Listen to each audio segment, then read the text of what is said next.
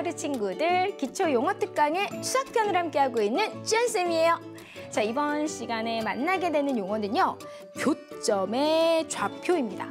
자, 교점의 좌표? 선생님, 문제 풀 때 엄청 많이 봤는데? 그죠, 많이 만났죠. 그런데 여러분, 이 교점의 좌표의 그 용어의 뜻을 정확하게 알고 있는 친구는 몇이나 있을까요? 많지 않습니다.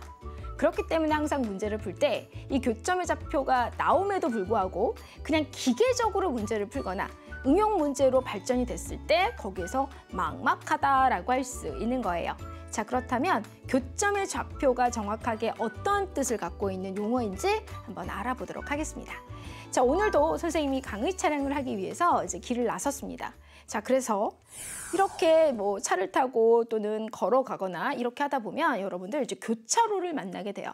즉, 교차로라고 하는 건요, 두 개 이상의 길이 만나는 한 지점을 뜻합니다. 자, 보면 이쪽 길, 이쪽 길 이렇게 되면서 여기 지금 교차로가 있구나라는 것을 알 수가 있는데요. 자, 이렇게 교차로에서 이야기하는 그 교라고 하는 것은 우리 교점이나 교선에서 사용하는 말과 동일합니다. 자, 그러면 우리 교차로라고 하는 것이 아까 두 개 이상의 길이 만나서 생기는 지점이다라고 했을 때 교라고 하는 뜻 자체가 만난다라는 뜻을 갖고 있어요. 만난다. 자, 그래서 여기 교점이라고 하는 한자를 살펴보면 자, 이 교자가요, 사귈교 또는 오고 가다 교로 사용이 되고 바로 점은 점의 점이다 라고 이렇게 써서 교점을 한자로 나타냅니다. 자, 그렇다면 이것을 풀이를 해보면 서로 만나는 점이다 라고 할 수가 있는데요. 교점, 교선에서 교는 만나다라는 뜻인 것을 여러분들이 반드시 기억을 해주어야 합니다.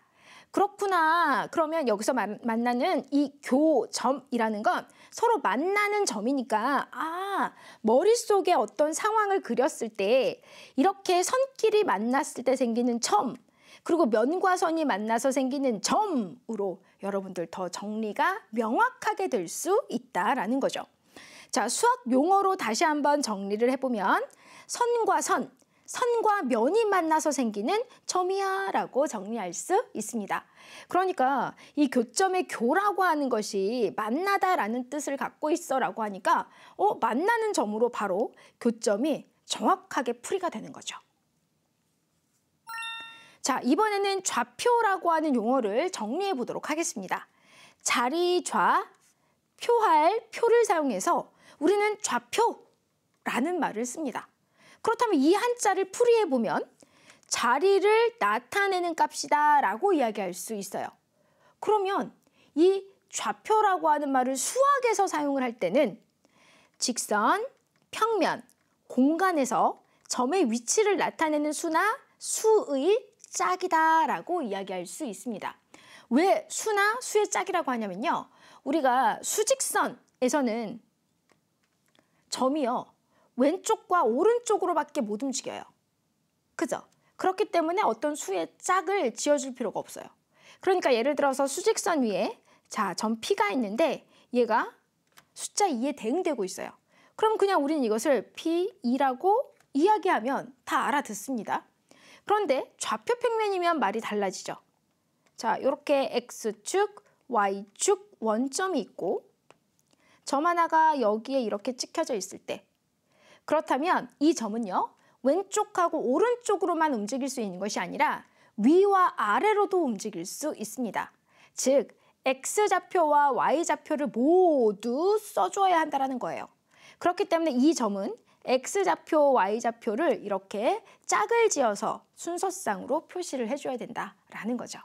자, 아무튼 이 좌표라고 하는 것이 이렇게 직선, 평면, 공간에서 점의 위치를 나타내는 수나 수의 짝이다 라는 거예요. 그러면 교점의 좌표란 어떻게 정리할 수 있을까요? 선과 선 또는 선과 그래프가 만나서 생기는 점의 위치를 나타내는 수의 순서상이다 라고 이야기할 수 있습니다. 두 그래프 또는 축과 그래프가 만나는 점의 순서상을 우리는 교점의 좌표라고 이야기할 수 있다라는 거예요. 그래서 문제를 풀다 보면 뭐 그래프가 만나는 상황이 반드시 있어요. 그러면 그 만나고 있을 때의 점, 그게 바로 교점의 좌표구나 라는 거죠. 자, 그러면 이 연립방정식의 해라고 하는 것도요, 바로 두 1차 방정식의 그래프의 교점의 좌표와 같다고 할 수 있습니다. 지금 두 1차 방정식의 그래프를 그려보면 이렇게 직선 두 개가 나타내어지는데요. 두 개니까 1차 방정식이. 여기에 지금 요 만나고 있는 점이 있어요. 이걸 어떻게 부른다고요? 그죠? 교점. 그런데 여기서는 그 교점의 좌표가 바로 연립방정식의 해라고 할 수 있습니다. 그렇기 때문에 x는 p, y는 q라는 거죠. 그래서 이 교점의 좌표가 p, q이면 연립방정식의 해는 x는 p, y는 q이다라는 거고요. 두 방정식의 그래프의 교점의 좌표라고 하는 것을 이제 여러분들이 이 그래프를 보면서 확인해 볼 수 있는 거예요. 자, x축과의 교점의 좌표, 뭐 알파, 0, 베타, 0과 다른 한 점이 주어진 경우에 그러면 이차 함수의 식을 어떻게 구할 수 있는지 한번 볼까요? 지금 y는 a에 괄호 열고 x-알파 또 괄호 열고 x-베타 가로를 열었다가 닫았다가 이렇게 x축과의 교점의 좌표를 가지고 우리는 식을 충분히 나타낼 수 있잖아요. 그랬을 때 지금 여기 이 그래프를 보면 x축과하고 만나고 있는 x좌표가 이렇게 2하고 6이에요. 그러면 여러분 이것을 y는 a에 x-2, x-6으로 쓸 수 있잖아요. 그런 다음에 지금 만나고 있는 점, 축과 그래프의 교점을 찾는 거죠. 여기서는 얘가 y절편의 값이네. 그쵸? y축의 점. 그런데 아무튼 그러면 얘가 바로 0,6이다라는 거죠. 그러면 x자리에 0을 대입하고 y자리에 6을 대입해서 a의 값을 충분히 구해낼 수 있습니다. -2와 -6을 곱하면 12. 그러면 12a가 바로 6이다라고 할 수 있으니 a의 값은 2분의 1이 정답이다라는 거죠. 자, 이제 그럼 오늘 배운 용어를 가지고 풀 수 있는 용어 확인 문제 보겠습니다. 자, 요 이차 함수의 그래프와 모양이 같대요. 모양이 같아? 그렇다면 x제곱의 개수가 똑같다라는 뜻이죠. 자, 그리고 x축과의 두 교점의 x좌표가 1 그리고 -4래요. 그러면 위로 볼록이면서 x좌표 축과의 x축과의 교점의 좌표가 바로 1과 -4니까 여기가 -4, 여기가 1이라는 뜻이에요.